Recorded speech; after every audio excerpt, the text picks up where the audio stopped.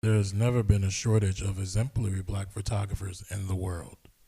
Notable names that come to mind include Gordon Parks, James Van Der Zee, Carrie Mae Weems, and Ernest Withers, among many others.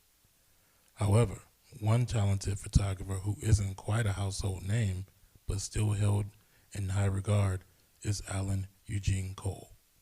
Friends and family call him Allie. Cole was born in West Virginia in 1883 and moved to Cincinnati before he and his wife Tilly migrated to Cleveland in 1917.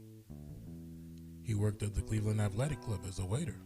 Through his work ethic and previous experience as a porter, he was eventually promoted to head waiter. The promotion would prove to be a turning point in Cole's life. One of the patrons that Cole met while working at the club was Joseph Opet, an Englishman who managed the Frank Moore Photographic Studio. Opet offered Cole, who already had an interest in photography, an apprenticeship in exchange for custodial work at the studio. A year into the apprenticeship, Cole started offering photography services out of his home in 1918, while still continuing to work and apprentice at the studio.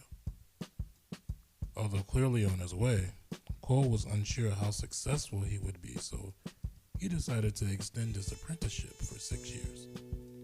During that time, he also found a partner by the name of Charles Horton, creating the Cole-Horton Partnership in 1920. The partnership lasted a few years before eventually dissolving.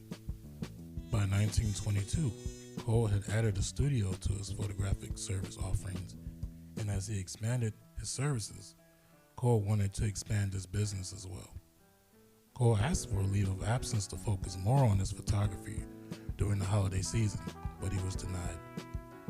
He then gave up his head waiter position, becoming a regular waiter.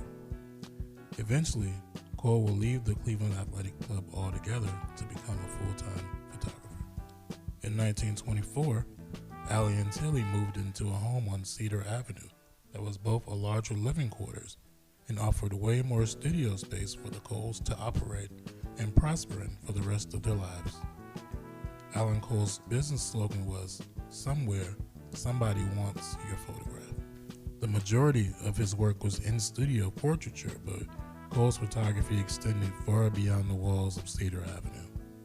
Cole's photographs ran the gamut of businesses, to local dignitaries, to births and funerals, to various groups of all ages and social backgrounds, including fraternities and sororities, conventions, and even local sports teams.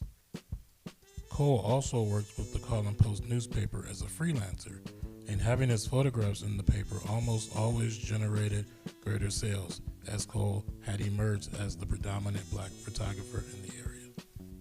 In addition to his photography, Allie was also active in the community's civil rights efforts through his work with the Future Outlook League and subsequently the Progressive Business Alliance. Cole continued to work into his 70s until his health took a turn for the worse. He died on February 6, 1970, at the age of 83. Over the course of his career, Alan Eugene Cole is said to have produced over 50,000 photographs of people and places in the African American community of Cleveland, Ohio, and he is certainly an individual who deserves to be mentioned in the same breath with the greats.